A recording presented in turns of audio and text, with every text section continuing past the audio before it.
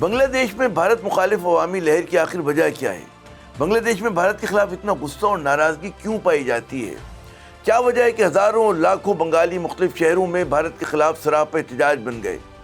طالب علم رہنما شریف عثمان ہادی کے قتل پہ بنگلہ دیش کے عوام کیوں بھارت کو مورد الزام ٹھہرا رہے ہیں؟ ڈھاکہ ہو، چٹاگانگ ہو یا راجشاہی، بپرے ہوئے بنگالی کیوں ہر جگہ بھارت مخالف نعرے لگاتے نظر آ رہے ہیں؟ چٹاگانگ میں تو عوام نے بھارتی اسسٹنٹ ہائی کمیشن پر حملہ کیا اور عوامی لیگ کے سابق وزیر کے گھر کو آگ لگا دی، جس کے باعث یہاں ڈھاکہ کی طرح ویزا سروس معطل کر دی گئی۔ راجشاہی میں مظاہرین نے عوامی لیگ کے دفتر کو مسمار کیا اور بھارتی ویزا سینٹر کو سیکیورٹی خدشات کی بنا پر بند کرنا پڑا۔ کھلنا میں بھی سیکیورٹی کی خراب صورتحال کی وجہ سے بھارتی ویزا سینٹر بند کر دیا گیا۔ سیلٹ ہو، غازی پور ہو، میمن سنگھ ہو یا پھر کمیلا، نواکھلی اور کشور گنج، ہر جگہ بنگالی مسلمان بھارت کے خلاف مظاہرے کرتے نظر آ رہے ہیں، اور ایسے مظاہرے بنگلہ دیش میں پہلی مرتبہ نہیں ہوئے۔ حالیہ چند برس میں بھارت مخالف جذبات نے بنگلہ دیش میں مزید زور پکڑا ہے۔ حتیٰ کہ حسینہ واجد کے خلاف جو عوامی تحریک چلی، اس میں بھی ایک کلیدی عنصر وہ سابقہ وزیر اعظم کی بھارت نوازی ہی تھا۔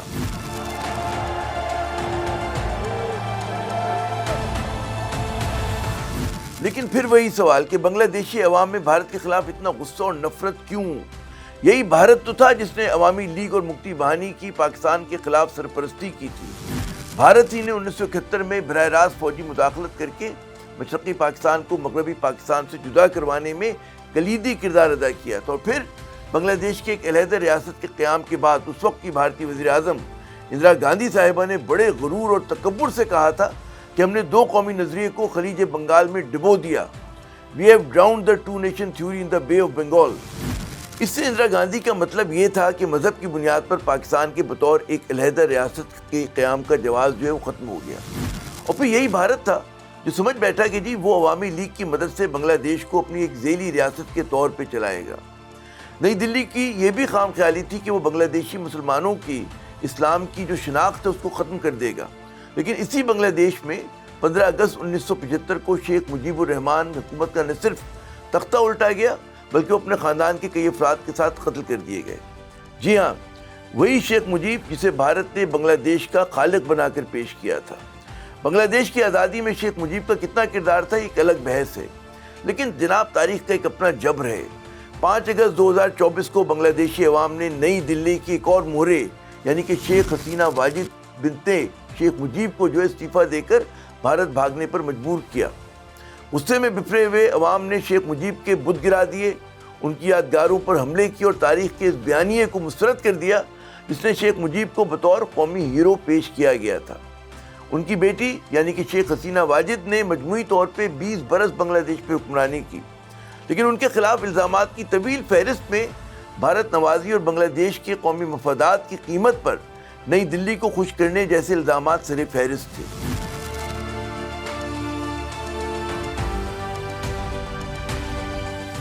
شیخ حسینہ واجد آج بھارت کی مہمان خاص ہیں، لیکن ان کے اپنے وطن میں 17 نومبر 2025 کو انہیں انسانیت کے خلاف جرائم اور معصوم شہریوں کو قتل کرنے کی پاداش میں سزائے موت سمیت عمر قید کی سزا سنائی گئی ہے۔ بنگلہ دیش مسلسل بھارت سے یہ مطالبہ کر رہا ہے کہ شیخ حسینہ کو اس کے حوالے کیا جائے۔ شیخ حسینہ پر بھارت میں بیٹھ کر بنگلہ دیش کے خلاف ریشہ دوانیوں کرنے کے بھی الزامات ہیں، جس میں اب تازہ ترین 32 سالہ نوجوان رہنما شریف عثمان ہادی کا قتل بھی شامل ہو گیا ہے۔ مسلح حملاوروں نے 12 دسمبر کو ہادی کے سر میں گولی ماری جب وہ ڈھاکہ کی مسجد سے نکل رہے تھے۔ حکومت نے انہیں علاج کے لیے سنگاپور بھیجا، لیکن ان کی جان نہ بچائی جا سکی اور وہ 18 دسمبر کو ہسپتال میں دم توڑ گئے۔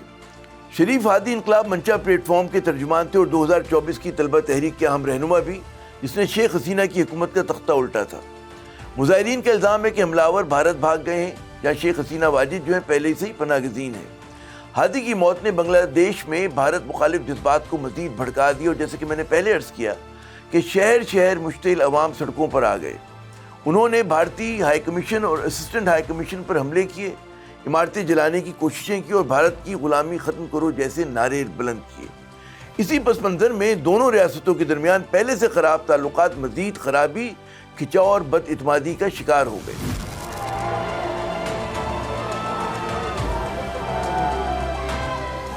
یہ صرف ہادی کی موت کا غم نہیں، بنگلہ دیش میں بھارت مخالف جڑیں گہری اور بہت دور تک پھیلی ہوئی ہیں۔ بنگلہ دیش میں عرصے سے یہ ایک عمومی خیال ہے کہ بھارت دوست نہیں بلکہ مداخلت کار ہے، جو بنگلہ دیش کی مسلم شناخت کو کمزور کرنے اور مٹانے کے لیے سرگرم عمل ہے۔ بھارت کی نظریاتی غلبے کے خلاف مزاحمت آج کی بات نہیں، بلکہ اس کی شروعات تو بنگلہ دیش بننے کے فوراً بعد شروع ہو گئی تھی، جس کا ایک اظہار جو ہے شیخ مجیب کے قتل اور فوجی انقلاب کی صورت میں رونما ہوا۔ یعنی کہ وہ بھارت جو دو قومی نظریے یعنی کہ مسلم شناخت پر ریاست کے قیام کو خلیج بنگال میں ڈبونے کی بات کر رہا تھا، وہیں بنگلہ دیش میں ہم دیکھتے ہیں کہ اپنی مسلم شناخت کے اصرار پر زور ہے۔ شیخ حسینہ حکومت نے دو قومی نظریے کے حامی اور مسلم شناخت پر اصرار کرنے والے کم از کم 6 رہنماؤں کو 1971 کے بوگس جنگی جرائم کے الزامات کے تحت پھانسیاں دیں، لیکن جس قسم کے اسلام دشمن رجحانات شیخ حسینہ واجد اور ان کی سرپرست بھارتی ریاست پروان چڑھانا چاہ رہی تھی، اس کا شدید رد عمل ہوا۔ بنگلہ دیش کے مسلمانوں کے لیے بنگالی شناخت کے ساتھ ساتھ مسلم شناخت بھی اتنی ہی اہم تھی۔ اگر ایسا نہ ہوتا تو مشرقی بنگال یعنی آج کا بنگلہ دیش کو بھارت کے زیر نگیں مغربی بنگال میں 1971 میں شامل ہو جانا چاہیے تھا، لیکن کیا ایسا ہوا؟ نہیں۔ بنگلہ دیش کو پاکستان سے الگ ہو گیا، اس میں ہمارے اپنے سیاستدانوں اور اس وقت کی اسٹیبلشمنٹ کی نالائقی، خود غرضی اور موقع پرستی شامل تھی، لیکن اس میں مسلم اور اسلامی شناخت کے پروان چڑھانے کا جذبہ نہ صرف برقرار رہا بلکہ وقت گزرنے کے ساتھ وہ بڑھتا گیا۔ بنگلہ دیش کے قیام کے روز اول سے عوامی لیگ بھارت کی بغل بچہ اور کٹ پتلی بنی ہوئی تھی۔ بھارت کے پالیسی سازوں نے بنگلہ دیش کی باقی تمام سیاسی قوتوں اور سول سوسائٹی کو نظر انداز کرتے ہوئے اپنے تمام تر انڈے وہ عوامی لیگ کی جھولی میں ڈال دیے۔ نتیجتاً عوامی لیگ کے غیر مقبول ہونے کا اثر بھارت پر پڑا اور بھارت کے خلاف غم و غصہ عوامی لیگ کے حصے میں آیا۔ ان دونوں کو بنگلہ دیش کے عوام ایک نظر سے دیکھنے لگے، یعنی کہ ایک ہی سکے کے دو رخ، اور یہی بھارت کی سفارتکاری کی کوتا بینی اور غلطی ثابت ہوئی۔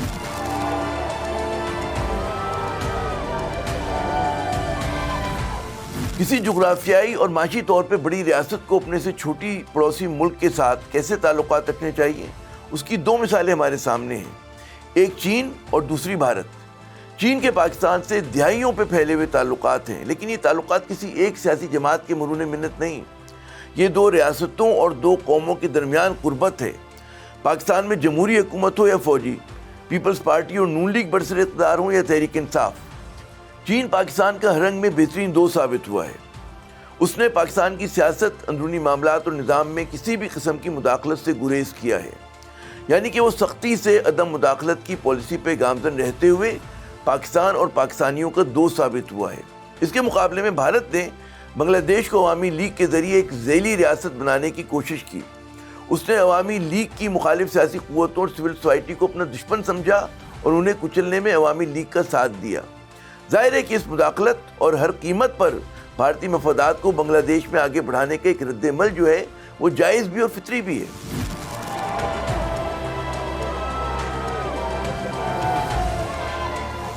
بنگلہ دیشی عوام کی بھارت سے ناراضگی کی ایک اور بڑی وجہ پانی کی تقسیم کا تنازع ہے۔ خاص طور پہ خشک موسم میں بھارت بیراج کے ذریعے دریاؤں کے پانی کے بہاؤ کو کنٹرول کرتا ہے، جس سے بنگلہ دیش میں پانی کی شدید قلت ہو جاتی ہے۔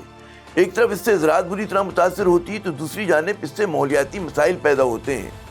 خصوصاً دسمبر سے مئی کے مہینوں میں پانی کی کمی کی وجہ سے بنگلہ دیش کے دریاؤں میں سمندر کا کھارا پانی وہ چڑھ آتا ہے اور زرعی زمینیں ان کو برباد کر دیتا ہے۔ دونوں ممالک کے درمیان 54 دریا ہیں جن کے پانی کی تقسیم پر تنازعات معاہدوں کے باوجود برقرار ہیں، اور عملاً بھارت ہر سال بنگلہ دیش کے خلاف آبی جارحیت کا مرتکب ہوتا ہے۔ بنگلہ دیش میں بھارت مخالف جذبات کی تیسری وجہ بھارت کی طرف سے سرحد کے متنازع حصوں پر باڑ لگانا بھی ہے، جو بعض اوقات سرحدی جھڑپوں کی وجہ بھی بن جاتا ہے۔ بھارت کا کہنا ہے کہ وہ یہ کام غیر قانونی نقل و حمل روکنے کے لیے کر رہا ہے، جبکہ بنگلہ دیش کا ماننا ہے کہ یہ بھارت کی طرف سے سرحدوں کو خاموشی کے ساتھ رد و بدل کرنے کی کوشش ہے۔ مودی دور حکومت میں بڑے منظم طریقے سے مغربی بنگال میں رہنے والے مسلمانوں کو بنگلہ دیشی کہہ کر انہیں جبری طور پہ سرحد پار دھکیلنے کا عمل بھی ہوا، جو تنازع کی ایک نئی وجہ بن گیا۔ ہیومن رائٹس واچ کی 2025 کی رپورٹ کے مطابق بھارتی حکام نے مئی اور جون کے درمیان 1500 سے زیادہ بنگالی بولنے والے مسلمانوں کو زبردستی بنگلہ دیش دھکیل دیا ہے۔ بھارت انہیں غیر قانونی تارکین وطن قرار دیتا ہے، جبکہ بنگلہ دیشی حکام اور انسانی حقوق کی تنظیموں کا دعویٰ ہے کہ ان میں سے اکثر وہ بھارتی شہری ہیں۔ ویسے بھی مجموعی طور پہ جو سلوک بھارت میں ہندوتوا کے ماننے والے مذہبی اقلیتوں خصوصاً مسلمانوں کے ساتھ کر رہے ہیں، اس کے ہوتے ہوئے بنگلہ دیشی عوام کے دل جو ہیں وہ نہیں جیتے جا سکتے۔ گائے ہتیا کے الزام پر بھارت میں حالیہ برسوں میں جو ہے ان گنت مسلمانوں کو تشدد کا نشانہ بنایا گیا اور کئی واقعات میں موب لنچنگ بھی ہوئی، اور بھارت کی منافقت یہ ہے کہ گائے کا گوشت برآمد کرنے والے بڑے ممالک بشمول برازیل، آسٹریلیا اور امریکہ میں بھی اس کا شمار ہوتا ہے۔ اور یہی نہیں، بھارت میں مسلمان نوجوان بڑے تواتر کے ساتھ لفظ جہاد کے نام پر بھی ہندو انتہا پسندوں کا نشانہ بنتے رہتے ہیں۔ آج بنگلہ دیش میں ہونے والے احتجاج کو بھارت جو ہے مسلم بنیاد پرستی سے جوڑنے کی کوشش کر رہا ہے، جو کہ ایک جھوٹا بیانیہ ہے۔ یہ اصل میں بنگلہ دیش کے قوم پرستوں کی جدوجہد ہے۔ بنگلہ دیش میں بھارت مخالف لہر کا تعلق 5 دہائیوں پر پھیلی جو ہے ناانصافیوں اور خطے میں نئی دلی کی غلبے اور بالادستی کی کوششوں کا رد عمل ہے۔ بنگلہ دیش کے بدلتے سیاسی منظرنامے میں بھارت نوازی ایک ایسا بوجھ ہے آج، جسے وہاں کے عوام درگزر کرنے اور تسلیم کرنے کے لیے تیار نہیں۔ عامر ضیاء کو اجازت، خدا حافظ۔